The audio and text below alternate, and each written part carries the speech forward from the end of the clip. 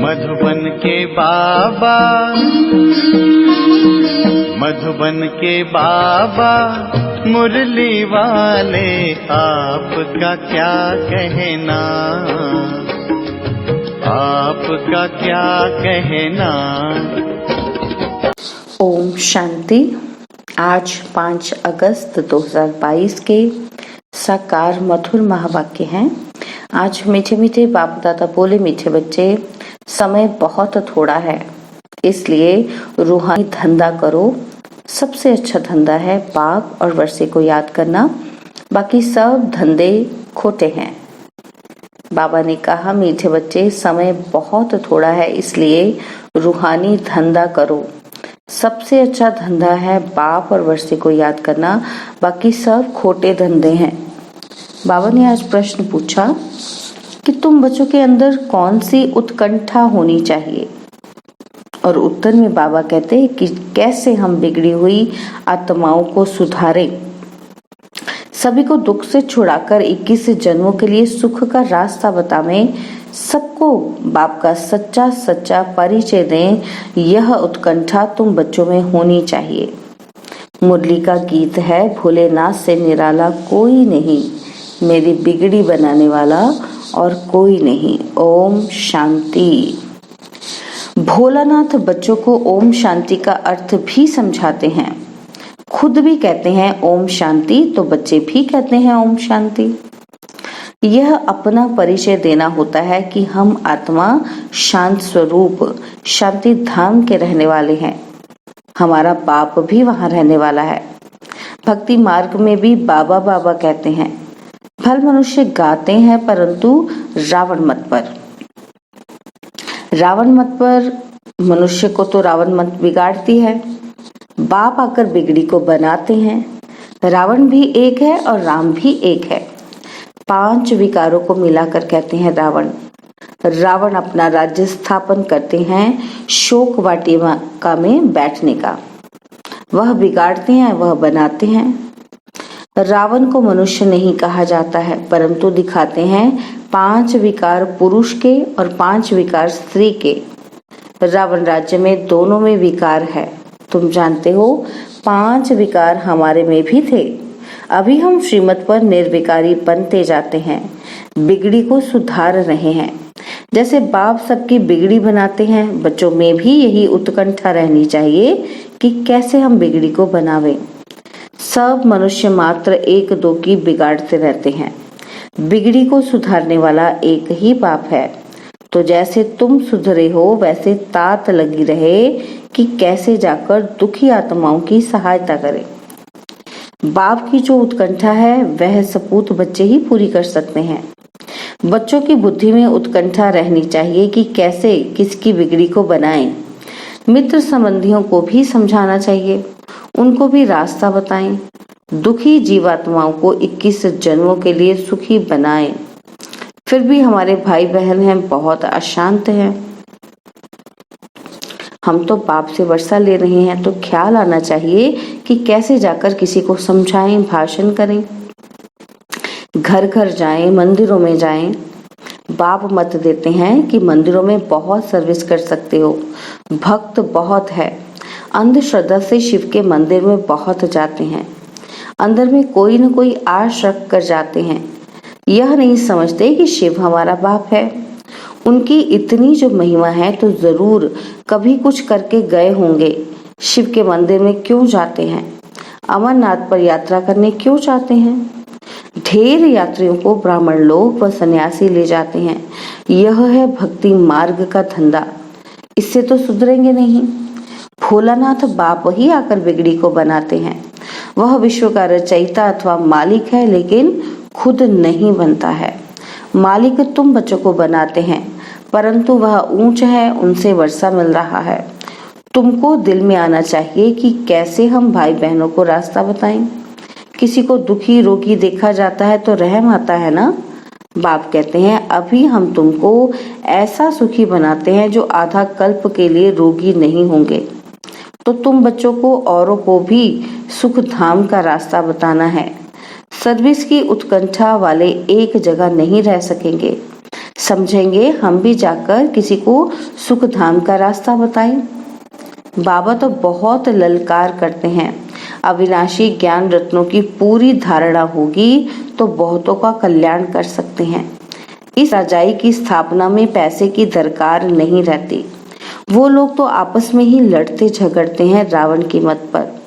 हम रावण से राज्य छीनते हैं। राम राज्य राम द्वारा ही मिलता है। सतयुग में राम राज्य शुरू होता है और यहाँ कलयुग में राम राज्य कहाँ से आया? यह तो रावण राज्य है, सब दुखी हैं। यह बात तुम सभी को समझा सकते हो।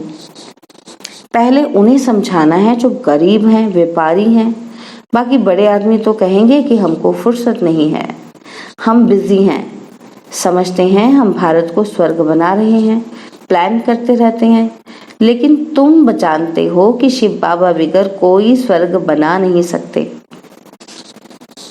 अभी टाइम थोड़ा बाकी है।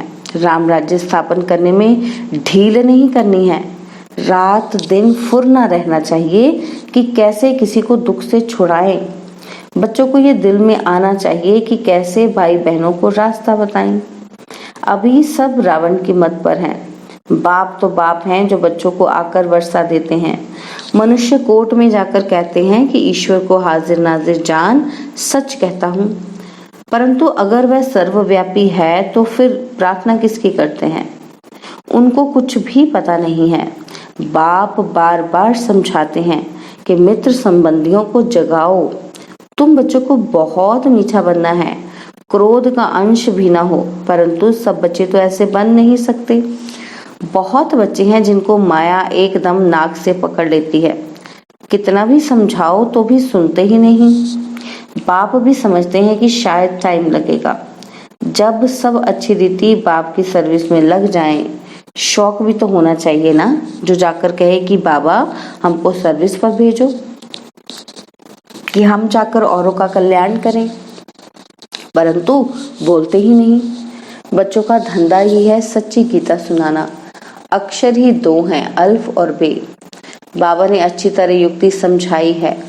पहली बात ही यह है कि परमपिता परमात्मा से आपका क्या संबंध है। नीचे में प्रजापिता ब्रह्मा कुमारी नाम लिखा हुआ है। बाबा बहुत नया तरीका बहुत सहज बताते हैं। बाबा को उत्कंठा रहती है कि ऐसे ऐसे बोर्ड लगाना चाहिए। बाबा डायरेक्शन देते हैं। बाप को कहते हैं कि रहम दिल ब्लिसफुल, तो बच्चों को भी बाप समान रहम दिल बनना है। इन चित्रों में तो बहुत बड़ा खजाना है। स्वर्ग के मालिक बनने की इनमें युक्ति है।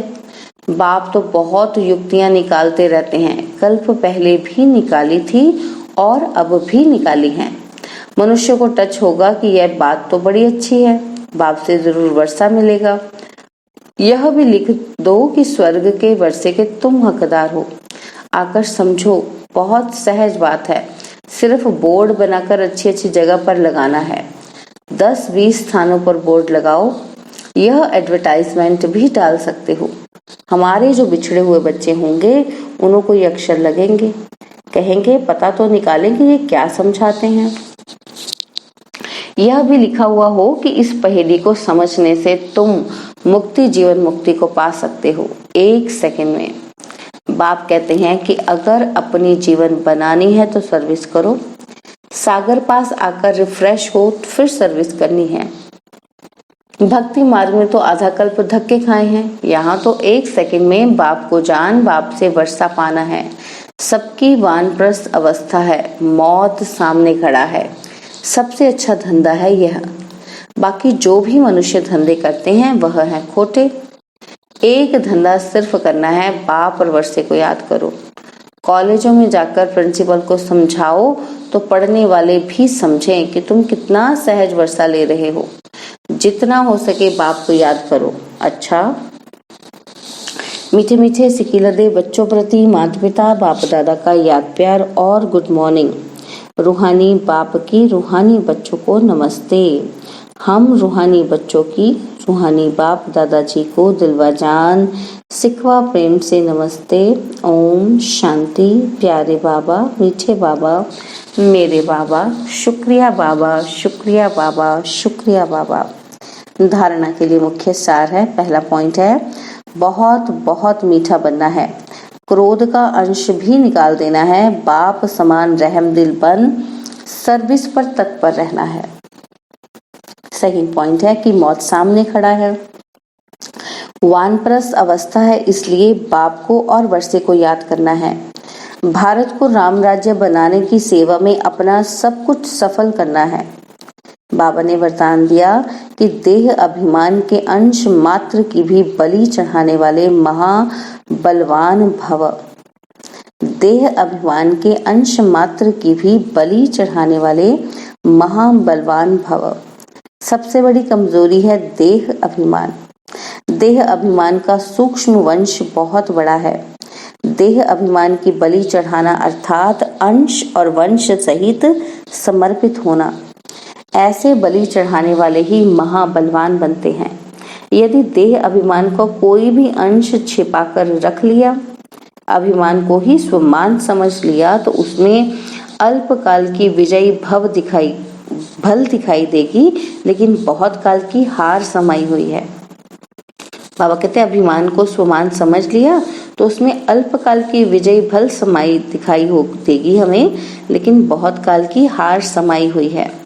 स्लोगन है, इच्छा नहीं थी लेकिन अच्छा लग गया, यह भी जीवन बंद स्थिति है। इच्छा नहीं थी लेकिन अच्छा लग गया, यह भी जीवन बंध की स्थिति है। ओम शांति। तो आज मातेश्वरी जी के अनमोल महावाक्य सुनते हैं। तो मातेश्वरी जी कहती हैं कि इस अविनाशी ज्ञान को परमात्म ज्ञान कहते हैं। इस ज्ञान का मतलब है जीते जी मर जाना। इसलिए कोटों में कोई विरला यह ज्ञान लेने की हिम्मत रखता है।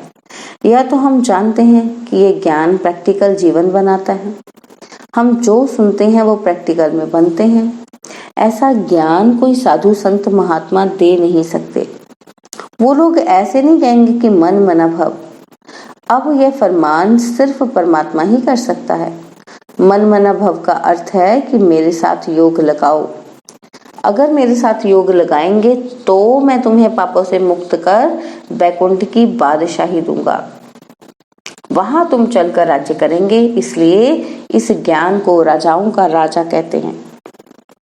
अब ये ज्ञान लेना बहुत महंगा सौदा है।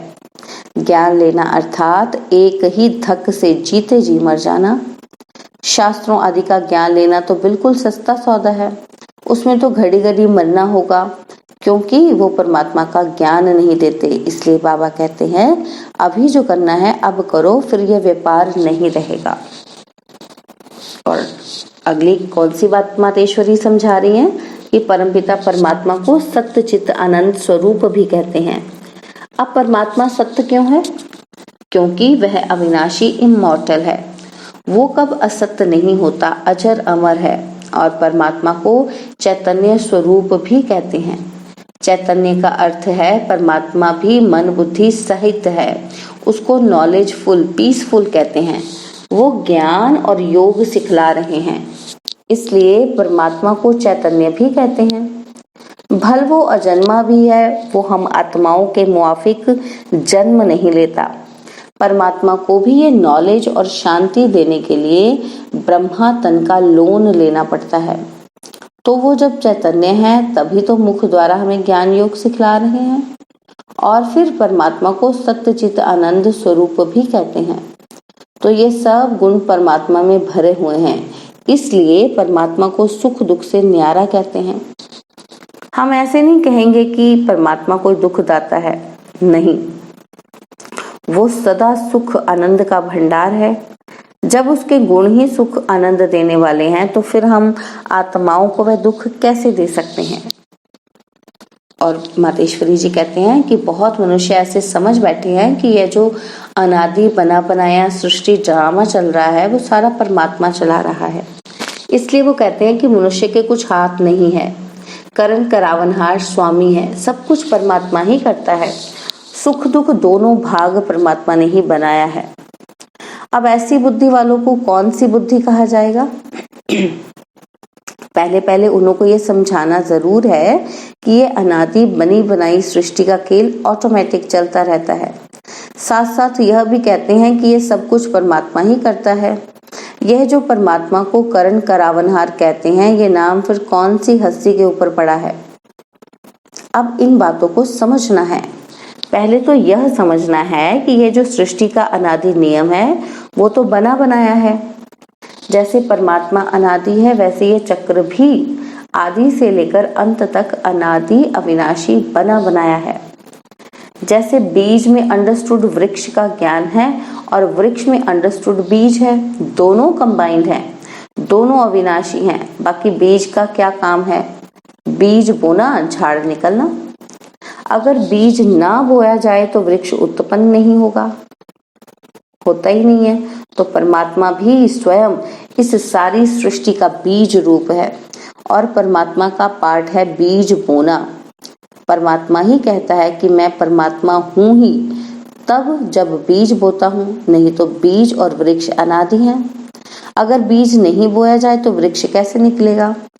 मेरा नाम परमात्मा ही तब है जब मेरा परम कार्य है, मेरी सृष्टि वही है कि जो मैं खुद पाटदारीपन बीज बोता हूँ, सृष्टि की आदि भी करता हूँ और अंत भी करता हूँ। मैं करणधारीपन बीज बोता हूँ, आदि करता हूँ बीज बोने समय, फिर बीज का अंत भी आता है, फिर सारा झाड़ बीज की ताकत पकड़ लेता है। बीज का मतलब है रचना करना और फिर उनकी अंत करना, पुरानी सृष्टि का अंत करना और नई सृष्टि की आदि करना। इसको ही कहते हैं कि परमात्मा सब कुछ करता है। अच्छा, ओम शांति। और अब यह एक बहुत अच्छी वीडियो भी जरूर देखें।